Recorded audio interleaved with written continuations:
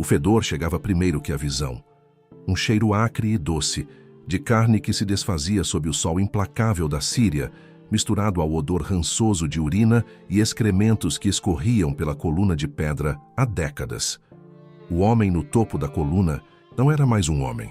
Era uma ruína viva, um espetáculo grotesco de devoção que desafiava toda a lógica humana. Sua pele, outrora clara como o alabastro dos jovens pastores de Cilícia, agora pendia em farrapos pútridos, revelando músculos, atrofiados e ossos que se projetavam como galhos secos de uma árvore moribunda. As moscas faziam festa em suas feridas abertas, e ele as deixava, pois até mesmo aqueles insetos eram criaturas de Deus. Seus pés, há tanto tempo sem tocar o solo, haviam se tornado grotescas extensões calcificadas, fundidos com as pedras, da plataforma onde permanecia de pé, dia e noite. Numa vigília que durava já 40 anos, o vento do deserto carregava o som de sua respiração laboriosa, um estertor que ecoava como um lamento ancestral entre as rochas áridas. Mesmo diante de tudo, sua fé não vacilou. Mas como chegamos a este espetáculo de horror sagrado? Como um jovem pastor de ovelhas de face rosada e olhos límpidos como nascentes, tornou-se esta abominação viva que atraía multidões de peregrinos e curiosos mórbidos de toda a cristandade? A resposta jaz nas primeiras décadas do século V, quando o Império Romano agonizava entre invasões bárbaras e cismas religiosos, e o cristianismo ainda lutava para definir sua identidade entre a ortodoxia e as seitas heréticas que brotavam como ervas daninhas em solo fértil. Simeão nasceu em Cis, na Cilícia, no ano de 390, numa família de pastores que conhecia mais intimamente o balido das ovelhas que as palavras dos evangelhos. Seu pai, Cisínio, era um homem simples, de mãos calejadas pelo trabalho e coração endurecido pelas dificuldades da vida rural. Sua mãe, Marta, possuía uma piedade silenciosa que se manifestava em orações sussurradas enquanto amassava o pão ou ordenha às cabras ao amanhecer. O menino Simeão cresceu entre as colinas rochosas da Anatólia, onde o vento sussurrava através dos carvalhos e o sol pintava as montanhas de dourado ao entardecer. Era uma criança comum, talvez um pouco mais introspectiva que seus irmãos, com tendência a se perder em contemplação, quando deveria estar vigiando o rebanho. Seus olhos escuros tinham um brilho peculiar, como se enxergassem além do mundo visível. E sua mãe, às vezes, o encontrava ajoelhado entre as pedras, sussurrando palavras que ela não compreendia completamente. O despertar espiritual de Simeão aconteceu aos 13 anos, durante uma visita à igreja local no dia da Epifania. O sacerdote, um homem corpulento e de voz grave chamado Dionísio, lia as bem-aventuranças do Sermão da Montanha com uma entonação que fazia as palavras ecoarem pelas paredes de pedra como trovões divinos. Quando chegou ao versículo "Bem-aventurados os que choram, pois serão consolados", algo se rompeu no peito do jovem pastor. Uma sensação quente e avassaladora tomou conta de seu corpo, como se todas as fibras de seu ser vibrassem numa frequência celestial. Suas lágrimas brotaram espontaneamente, e ele sentiu com uma certeza que transcendia qualquer dúvida que Deus o havia tocado diretamente. Naquela noite, Simeão não conseguiu dormir. O colchão de palha que sempre lhe parecera confortável, agora se sentia como um luxo decadente. Levantou-se silenciosamente, caminhou até o pátio da casa e se ajoelhou sobre as pedras ásperas, permanecendo em oração até o nascer do sol. A dor nos joelhos era insignificante perto da euforia espiritual que o consumia. Aquilo que o mundo considerava sofrimento, ele percebeu como proximidade divina. Os pais de Simeão observaram com crescente preocupação as mudanças no comportamento do filho. O menino que antes corria pelos campos com alegria infantil, agora passava horas prostrado em oração, jejuava por dias consecutivos e flagelava-se com ramos espinhosos quando julgava ter pecado. Cisínio tentou conversar com o filho, explicando que Deus não exigia tais extremos de um jovem pastor. Mas Simeão respondia com uma serenidade perturbadora que não havia lugar para meio-termos no caminho da santidade. Aos 16 anos, Contra a vontade dos pais, Simeão deixou a casa paterna para ingressar num mosteiro na região de Antioquia. O abade Eliodoro, um homem sábio e experiente nos caminhos da vida monástica, recebeu o jovem com cautela. Havia algo na intensidade do rapaz que o inquietava, uma fome espiritual tão voraz que parecia capaz de consumir não apenas o próprio Simeão, mas todos ao seu redor. Os primeiros anos no mosteiro foram marcados por conflitos constantes entre a sede insaciável de Simeão por mortificação e as regras moderadas da comunidade. Enquanto os outros monges seguiam os jejuns prescritos pela regra, Simeão passava semanas inteiras sem tocar qualquer alimento, sustentando-se apenas com água e comunhão. Enquanto os irmãos dormiam em camas simples, mas adequadas, ele escolhia deitar sobre espinhos ou pedras pontudas, transformando cada noite numa via crucis pessoal. O abade Eliodoro convocou Simeão para uma conversa privada numa tarde de outono, quando as folhas douradas dançavam no pátio do mosteiro e o ar carregava o aroma doce das uvas maduras. O escritório do abade cheirava a pergaminho antigo e incenso, e a luz filtrada através das pequenas janelas criava padrões dourados nas paredes de pedra. "Meu filho", disse Eliodoro com voz paternal, "temo que confundas tormento com devoção. Deus não se compraz no sofrimento gratuito de seus filhos." Simeão ergueu os olhos, e o abade pôde ver neles uma determinação que beirava o fanatismo. "Padre, se nosso Senhor Jesus Cristo suportou a cruz, como posso eu me permitir qualquer conforto? Se ele foi ferido por nossos pecados, como posso eu não partilhar de suas dores?" O diálogo se estendeu por horas, com Eliodoro tentando convencer o jovem monge de que a vida espiritual não era uma competição de resistência física, mas uma jornada de crescimento interior. Simeão escutava respeitosamente, mas seus olhos permaneciam distantes, como se já estivessem fixos numa realidade que os outros não conseguiam perceber. A situação se tornou insustentável quando Simeão foi descoberto usando um cilício feito de cordas entrelaçadas com espinhos de roseira brava, tão apertado que havia se incrustado na pele de suas costas. O ferimento estava infectado, exalando um odor pútrido que atraía moscas mesmo durante o inverno. O médico chamado para tratá-lo declarou que mais alguns dias e a infecção poderia se espalhar para o sangue, causando uma febre fatal. Eliodoro tomou a decisão dolorosa de expulsar Simeão do mosteiro. Não por malícia, mas por amor paternal e preocupação com a influência que o jovem extremista poderia exercer sobre os irmãos mais impressionáveis. "Vai em paz, meu filho", disse com lágrimas nos olhos. "Que Deus te proteja e te ilumine, mas não posso permitir que destruas teu corpo, que é templo do Espírito Santo." Simeão recebeu a expulsão como um sinal divino. Se a comunidade monástica não compreendia sua vocação, era porque Deus o chamava para um caminho ainda mais radical. Caminhou pelas estradas poeirentas da Síria durante semanas, sustentando-se com raízes selvagens e água de cisternas, até encontrar uma gruta isolada nas montanhas próximas a Teleda. Ali, estabeleceu-se como eremita, longe dos olhos do mundo e das interferências de superiores bem-intencionados. A gruta era úmida e escura, habitada por morcegos cujos guinchos ecoavam nas madrugadas frias. O chão era coberto por uma camada de guano acumulado ao longo de séculos, e o ar tinha um cheiro acre que queimava as narinas. Simeão não apenas aceitou essas condições, como as abraçou com alegria, vendo nelas uma oportunidade de se aproximar ainda mais da humildade de Cristo, que nasceu numa manjedoura entre animais. Durante 3 anos, Simeão viveu naquela gruta como um fantasma. Seu corpo, privado de alimento adequado e luz solar, tornou-se espectral. Seus cabelos cresceram em mechas desgrenhadas, sua barba se emaranhou com detritos e pequenos galhos, e sua pele adquiriu uma palidez doentia que fazia seus olhos parecerem ainda mais intensos. As unhas de suas mãos cresceram como garras, pois ele considerava vanidade cortá-las, e seus pés desenvolveram calos grossos como couro de boi por caminharem descalços sobre rochas ásperas. Mas foi durante esses anos de solidão absoluta que Simeão desenvolveu sua teologia pessoal da santificação através do sofrimento extremo. Em suas longas vigílias noturnas, quando o frio das montanhas penetrava até os ossos e o estômago contorcia-se de fome, ele experimentava êxtases místicos que interpretava como visões diretas da glória divina.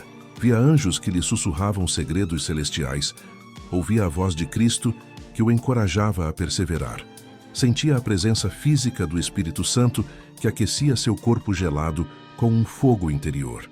A fama de Simeão começou a se espalhar quando pastores locais relataram ter visto luzes estranhas emanando da gruta durante a noite e ter ouvido cânticos em línguas desconhecidas ecoando pelas montanhas. Curiosos começaram a fazer peregrinações até o local, encontrando o jovem eremita numa condição que oscilava entre o sublime e o grotesco. Seu rosto havia adquirido uma expressão de serenidade transcendental, mas seu corpo mostrava os sinais inequívocos de anos de privação extrema. Simeão recebia os visitantes com cortesia, mas sua fala havia se tornado fragmentada, intercalada com citações bíblicas e exclamações em aramaico que aprendera de memória. Seus conselhos espirituais eram intensos e perturbadores, sempre enfatizando a necessidade de renunciar completamente aos prazeres mundanos para alcançar a união mística com Deus. Alguns peregrinos saíam de sua presença transformados, outros perturbados, mas ninguém permanecia indiferente. O ponto de virada na vida de Simeão veio quando ele completou 25 anos. Numa visão que durou 3 dias e 3 noites, durante os quais permaneceu imóvel como uma estátua no interior da gruta, ele afirmou ter recebido uma revelação divina sobre sua verdadeira vocação. Cristo teria lhe aparecido e ordenado que deixasse a gruta para se tornar um farol espiritual visível a todos os povos da terra. Como uma cidade edificada sobre um monte não pode se esconder, murmurou Simeão ao despertar da visão, citando as palavras de Jesus no Sermão da Montanha. A mensagem estava clara. Seu chamado não era para a contemplação isolada, mas para se tornar um espetáculo vivo da possibilidade de transcendência humana através do sofrimento voluntário. Deixou a gruta numa manhã de primavera de 415, quando as amendoeiras floresciam nas encostas das montanhas e o ar carregava o perfume doce das flores selvagens. Caminhou durante dias até encontrar uma planície pedregosa próxima à cidade de Telanissos, um local exposto aos ventos e desprovido de qualquer abrigo natural. Ali, no centro daquele descampado desolado, ergueu uma pequena cerca circular de pedras e declarou que não sairia mais daquele espaço delimitado. A notícia de que um santo homem havia se aprisionado voluntariamente numa cerca de pedras espalhou-se rapidamente pelas rotas comerciais que ligavam Antioquia a Constantinopla. Mercadores, peregrinos, curiosos e céticos afluíam em número crescente para testemunhar aquele espetáculo inédito. Simeão permanecia de pé dia e noite dentro do círculo de pedras, alimentando-se apenas de ervas que cresciam espontaneamente e da água da chuva que coletava numa pequena vasilha de barro. O imperador Teodósio II, em Constantinopla, recebeu relatórios sobre o eremita sírio e ordenou que teólogos da corte investigassem se suas práticas eram ortodoxas ou heréticas. Uma comissão formada por bispos e eruditos viajou até Telanissos para examinar Simeão pessoalmente. Encontraram um homem cuja aparência já não era mais completamente humana.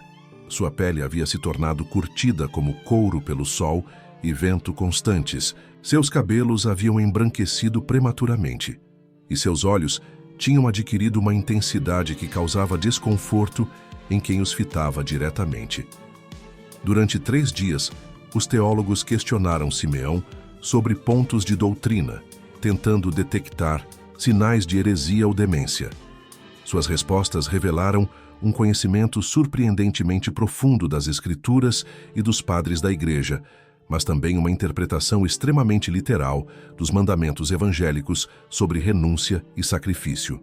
Quando perguntado por que escolhera uma forma tão radical de vida religiosa, Simeão respondeu com uma voz rouca, pelo uso excessivo em orações: "Se nosso Senhor disse que quem quiser segui-lo deve tomar sua cruz, então eu escolho carregar a minha até que ele me chame para casa." Os bispos retornaram a Constantinopla, divididos em suas opiniões, mas concordando que, apesar de extremo, Simeão não professava doutrinas heréticas. Sua ortodoxia estava preservada, mesmo que seus métodos fossem questionáveis.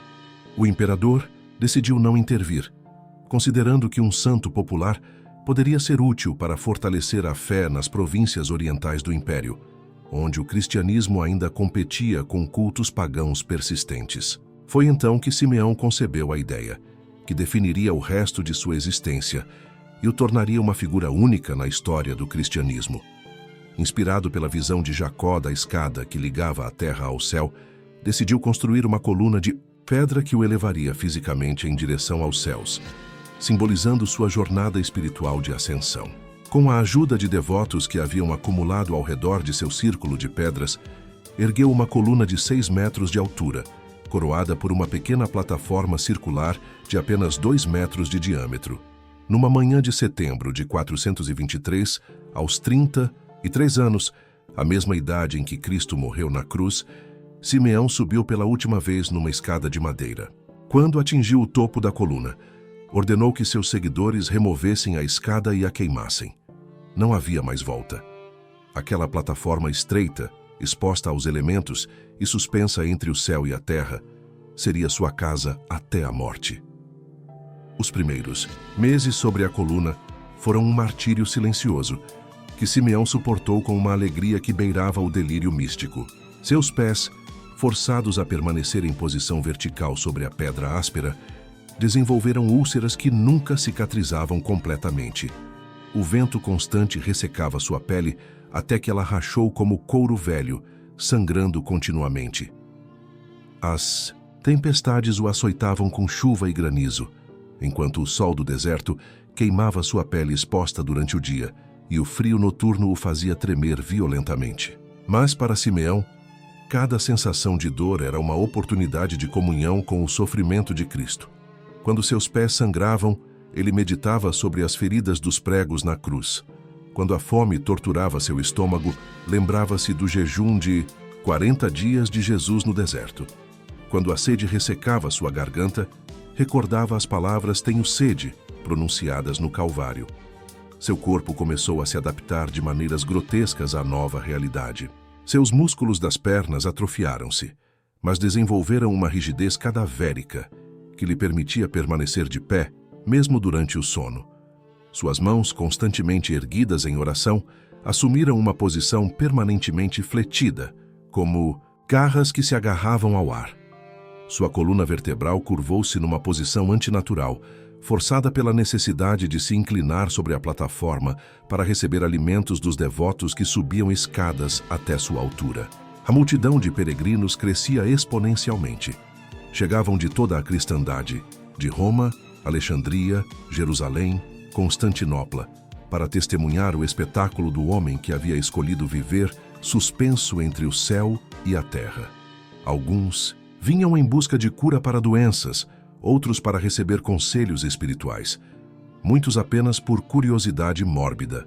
Simeão atendia a todos com paciência infinita, pregando sermões que duravam horas, sua voz rouca ecoando sobre a multidão como o lamento de um profeta antigo. Seus sermões eram uma mistura perturbadora de ortodoxia cristã e misticismo extremo. Falava sobre a necessidade de renunciar completamente ao mundo, sobre a vaidade dos prazeres terrenos, sobre a proximidade do fim dos tempos e o julgamento divino.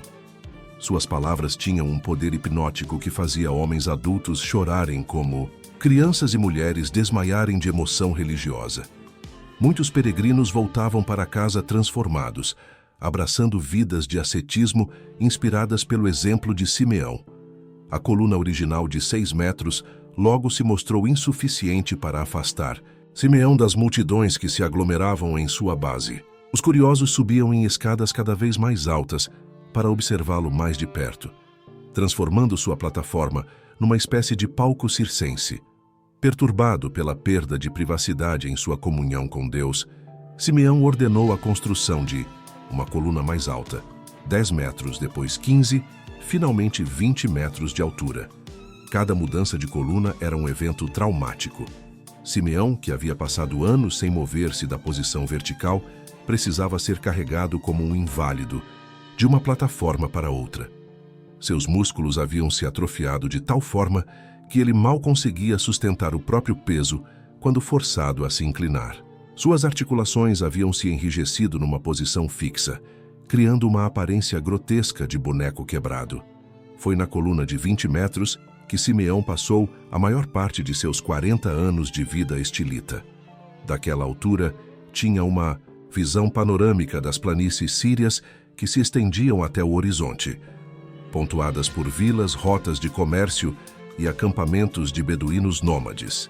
Durante o dia, observava as caravanas que passavam como formigas na distância. Durante a noite, contemplava as estrelas que pareciam estar ao alcance de suas mãos deformadas. A rotina diária de Simeão seguia um padrão invariável que se manteve por décadas. Acordava antes do amanhecer e permanecia em oração silenciosa até que os primeiros peregrinos chegassem.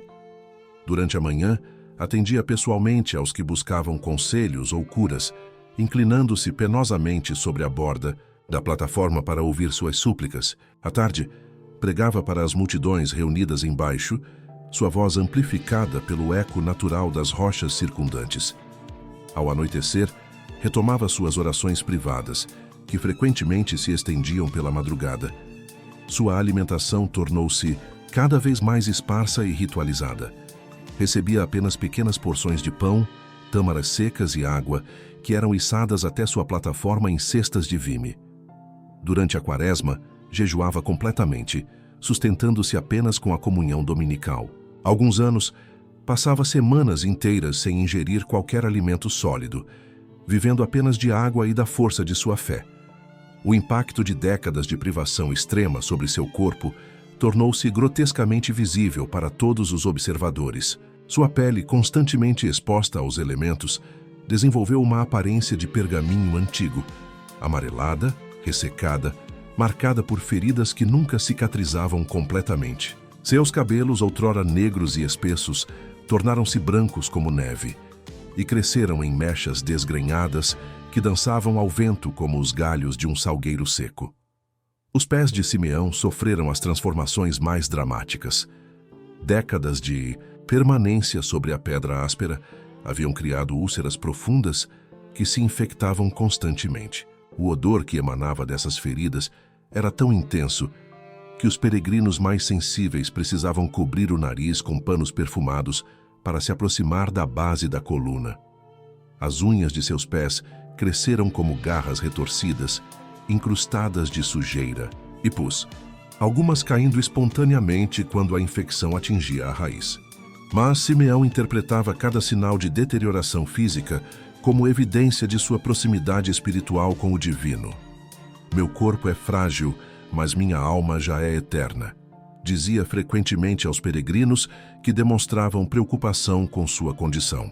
Acreditava sinceramente que quanto mais seu corpo terreno se desintegrasse, mais sua essência espiritual se purificaria e se aproximaria de Deus. A influência política de Simeão cresceu proporcionalmente à sua fama religiosa. Imperadores. Bizantinos consultavam-no sobre questões de Estado.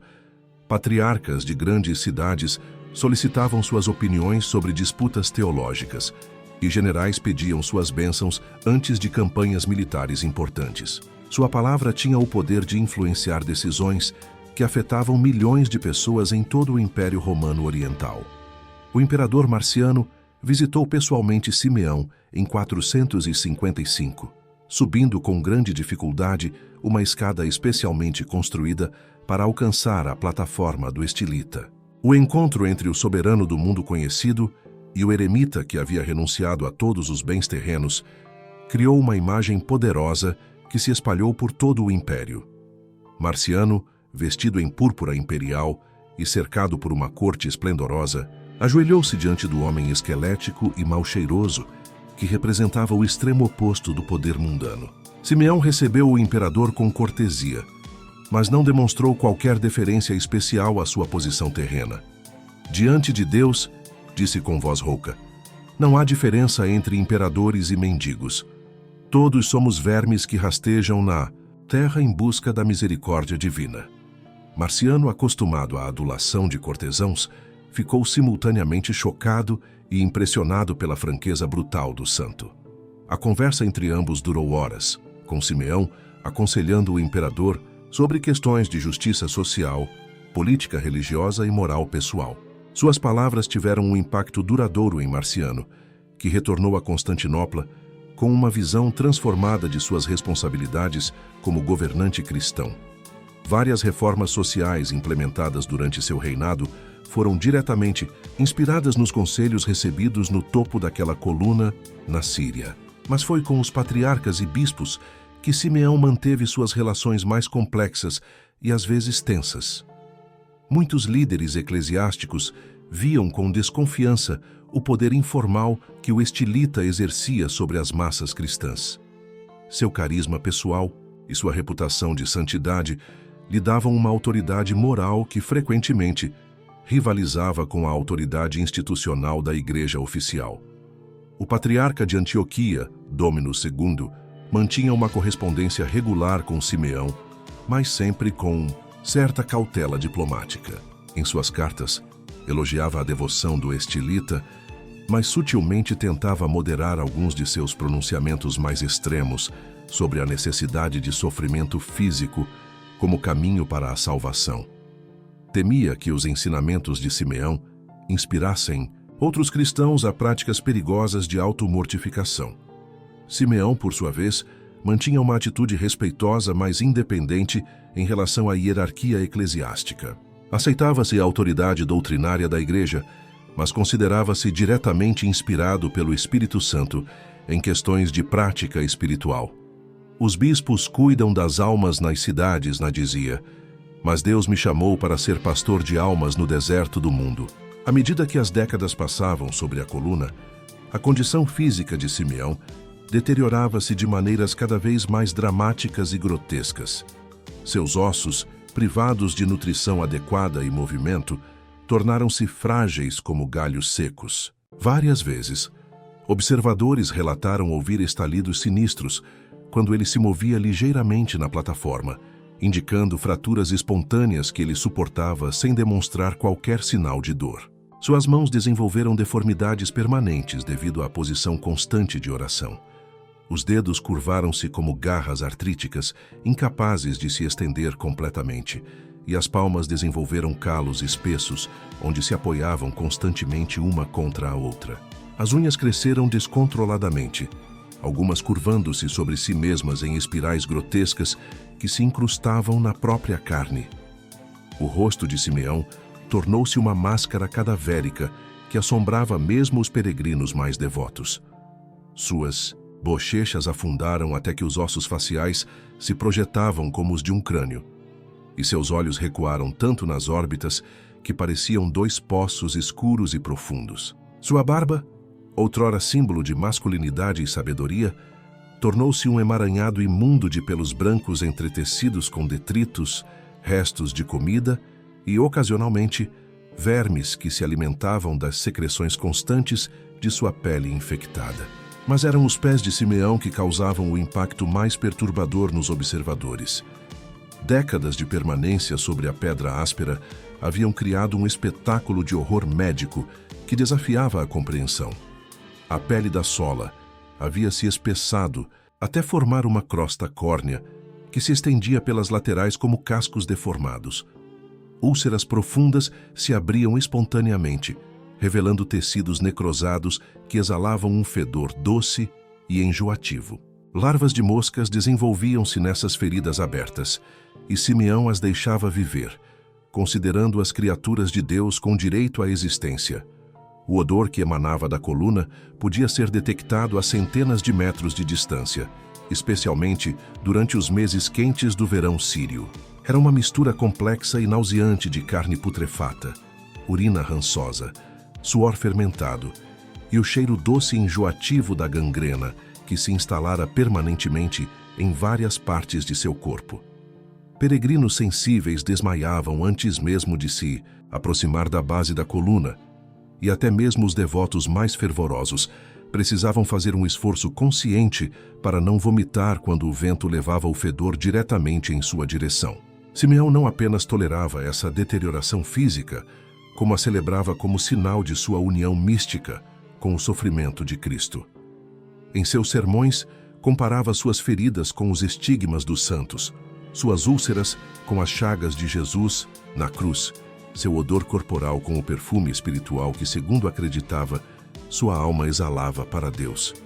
Quanto mais meu corpo se decompõe, pregava com voz cada vez mais fraca, mais minha alma se purifica, o que parece morte para os olhos. Carnais é vida eterna para os olhos espirituais. A multidão de peregrinos continuava crescendo, atraída não apenas pela reputação de santidade de Simeão, mas também pela fascinação mórbida com seu estado de deterioração viva.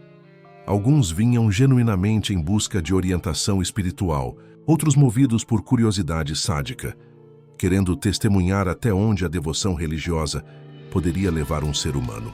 Mercadores instalaram-se permanentemente ao redor da coluna, vendendo relíquias falsas, amuletos e água benzida que alegavam ter tocado os pés do santo. A economia local transformou-se completamente devido à presença de Simeão. A pequena vila de Telanissos cresceu até se tornar uma cidade próspera, com hospedarias, tavernas, lojas de artesanato religioso e guias turísticos que narravam milagres atribuídos ao estilita. Autoridades bizantinas cobravam taxas dos peregrinos e comerciantes, transformando a santidade de Simeão numa indústria lucrativa que, ironicamente, contrastava com sua própria renúncia absoluta aos bens materiais. O paradoxo não escapava aos observadores mais perspicazes. Enquanto Simeão definhava no topo de sua coluna, pregando sobre a vaidade das riquezas terrenas, sua própria existência gerava fortunas para dezenas de comerciantes e funcionários imperiais. Aquilo que o mundo tentou apagar, a simplicidade evangélica, tornou-se pela própria radicalidade de sua manifestação um espetáculo comercializável. Os últimos anos da vida de Simeão foram marcados por uma deterioração acelerada que alarmou até mesmo seus seguidores mais devotos. Seu corpo, privado de nutrição adequada por décadas, começou a falhar de maneiras dramáticas. Episódios de convulsões tornaram-se frequentes, fazendo-o tremer violentamente sobre a plataforma estreita, onde apenas cordas discretamente instaladas o impediam de cair. Sua voz, outrora capaz de alcançar multidões de milhares de pessoas, reduziu-se a um sussurro rouco que forçava os peregrinos a subir escadas cada vez mais altas para ouvir suas palavras. A visão de Simeão começou a falhar, criando um véu nebuloso que transformava o mundo em sombras indistintas. Mas ele interpretava essa cegueira crescente como uma bênção divina, libertando-o das distrações visuais do mundo material para que pudesse contemplar mais claramente as realidades espirituais. Quanto menos vejo da terra, murmurava aos poucos visitantes que ainda conseguiam escutar sua voz frágil, mais claramente enxergo o céu. Suas alucinações, que sempre haviam sido parte de sua experiência mística, tornaram-se mais vívidas e constantes. Conversava regularmente com figuras invisíveis que identificava como anjos, profetas do Antigo Testamento e o próprio Cristo. Observadores relatavam vê-lo gesticular animadamente durante essas conversas imaginárias, suas mãos deformadas se movendo no ar como se tocassem presenças etéreas. Durante uma dessas visões, no inverno de 459, Simeão anunciou ter recebido uma revelação sobre o fim de sua missão terrena. Cristo teria lhe aparecido numa glória radiosa, acompanhado por uma multidão de mártires e santos, oferecendo-lhe a oportunidade de se juntar à Assembleia Celestial. Meu tempo neste mundo está se encerrando, declarou aos poucos devotos, que se mantinham constantemente próximos à base da coluna. Em breve, este corpo corrompido será abandonado, e minha alma voará livre como uma pomba em direção ao seu verdadeiro lar. A notícia de que Simeão havia profetizado sua própria morte espalhou-se rapidamente, atraindo uma última onda de peregrinos ansiosos para testemunhar os momentos finais do homem que havia se tornado lenda viva. A área ao redor da coluna, transformou-se num acampamento permanente, com milhares de pessoas aguardando o momento em que o estilita mais famoso da cristandade faria sua transição final do sofrimento terreno para a glória eterna. Simeão passou seus últimos meses numa condição que desafiava a compreensão médica da época. Seu corpo havia se tornado uma ruína ambulante, que permanecia funcionando apenas pela força de uma vontade sobrenatural. A pele de seu rosto esticou-se sobre os ossos faciais até parecer pergaminho translúcido, através do qual as veias eram visíveis como rios escuros. Seus lábios ressecados e rachados moviam-se constantemente em orações silenciosas, e sua respiração tornou-se um estertor laboriosa que ecoava sinistro na quietude das madrugadas. Mas foi a condição de seus pés que atingiu o auge do horror sagrado que definiria para sempre a memória de Simeão estilita. As décadas de permanência sobre a pedra áspera, combinadas com a deterioração geral de sua saúde, haviam transformado seus membros inferiores numa visão que assombrava até mesmo médicos experientes chamados para examiná-lo. A gangrena havia se espalhado pelos dedos dos pés, alguns dos quais haviam literalmente apodrecido e caído, deixando apenas tocos necrosados que exalavam um fedor doce e nauseante. O mais perturbador era que Simeão havia literalmente começado a se fundir com a própria coluna. Seus pés, imóveis por tantas décadas, haviam desenvolvido aderências com a pedra da plataforma. Camadas de pus seco, sangue coagulado, pele morta e detritos haviam criado uma crosta que soldava seus membros à estrutura de pedra.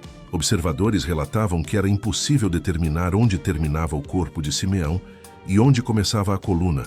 Ele havia se tornado, literalmente, parte da arquitetura de sua própria santificação.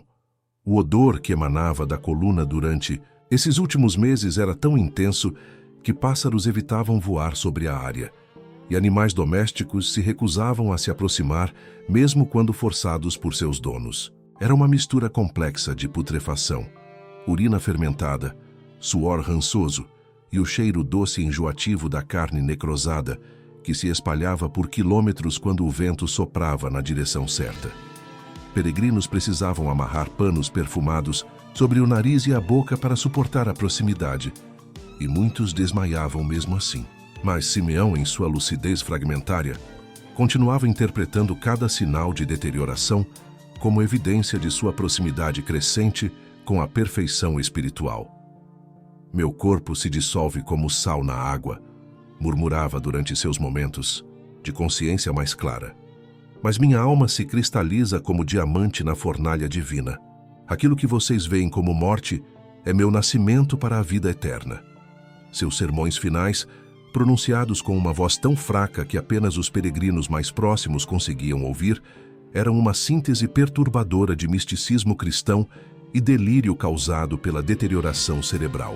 Falava sobre visões de hierarquias angelicais que dançavam ao redor de sua coluna, sobre conversas íntimas com personagens bíblicos, sobre revelações diretas de Deus sobre o destino da humanidade.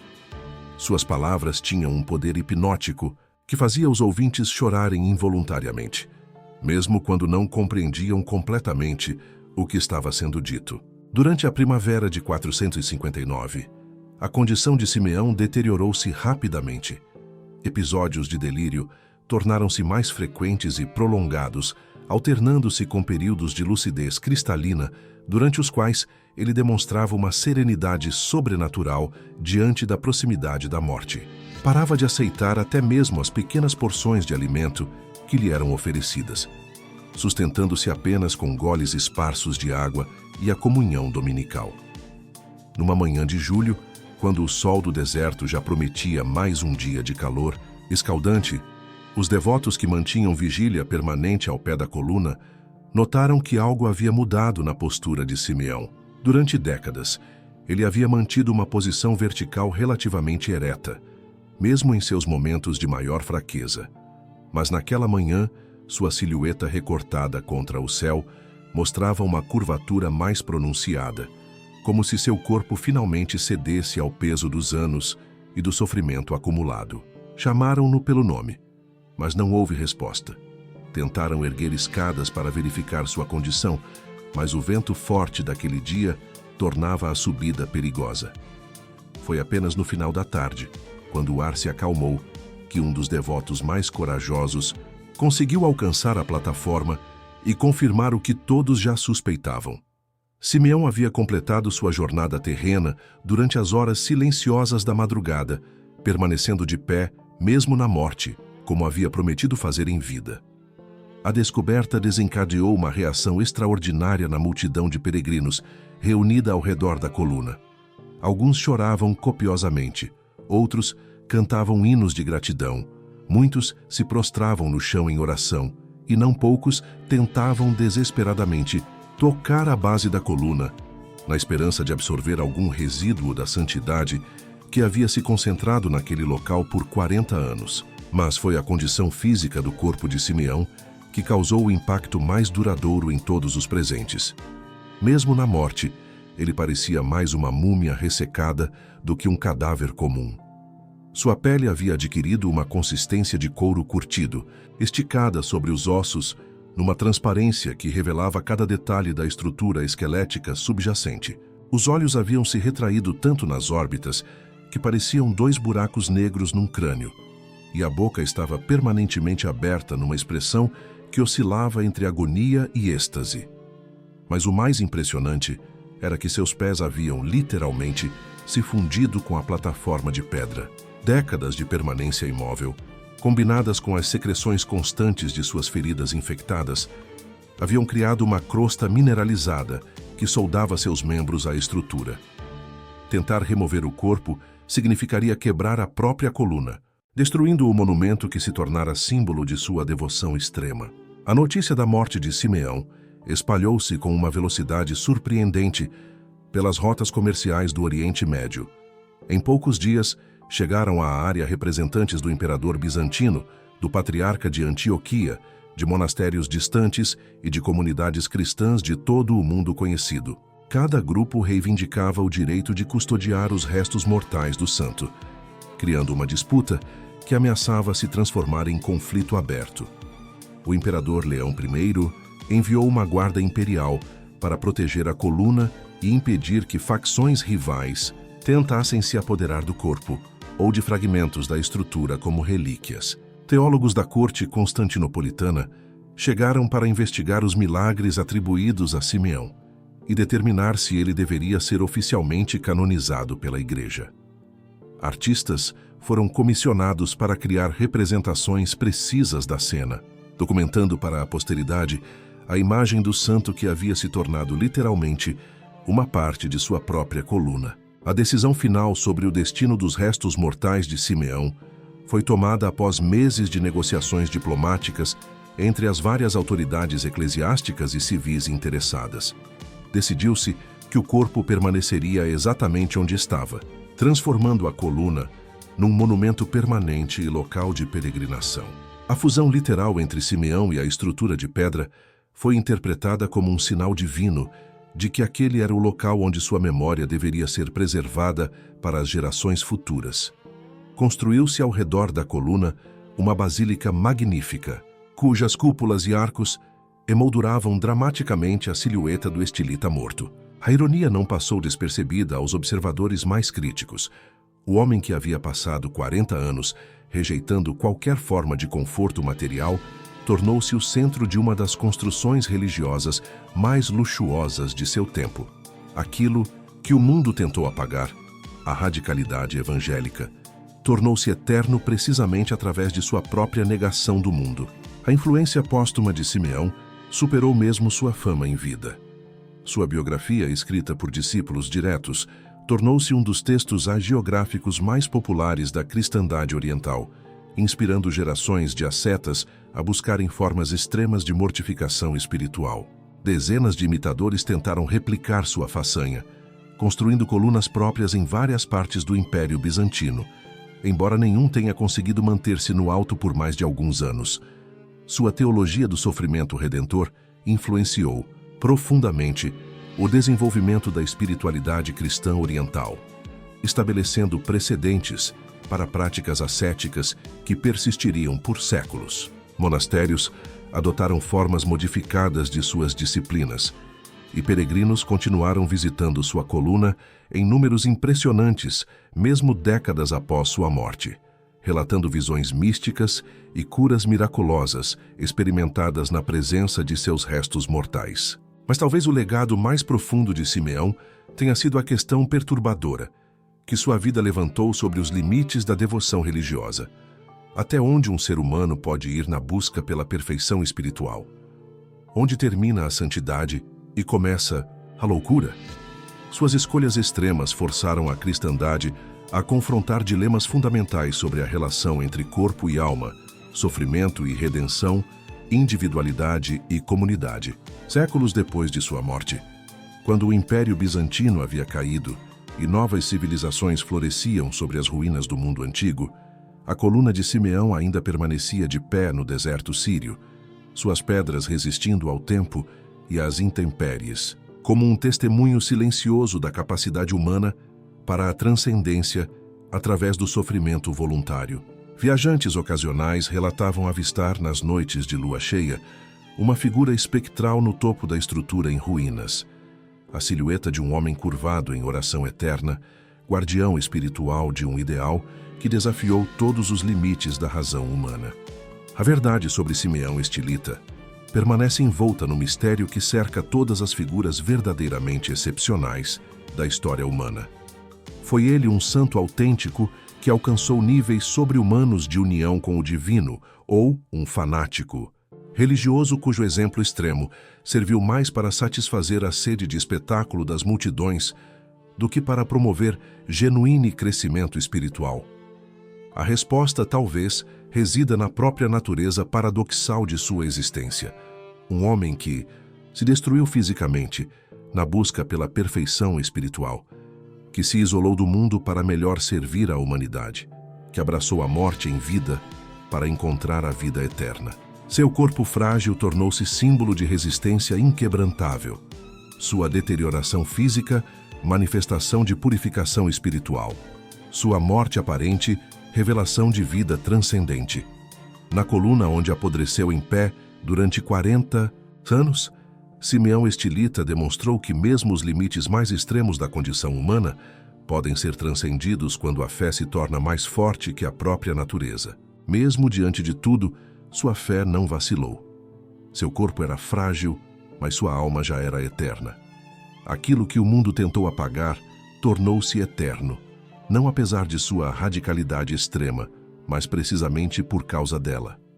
Na síntese final, entre horror e santidade, decomposição e transcendência, Simeão Estilita permanece como um dos testemunhos mais perturbadores e inspiradores da capacidade humana para buscar o absoluto, mesmo ao preço de sua própria humanidade.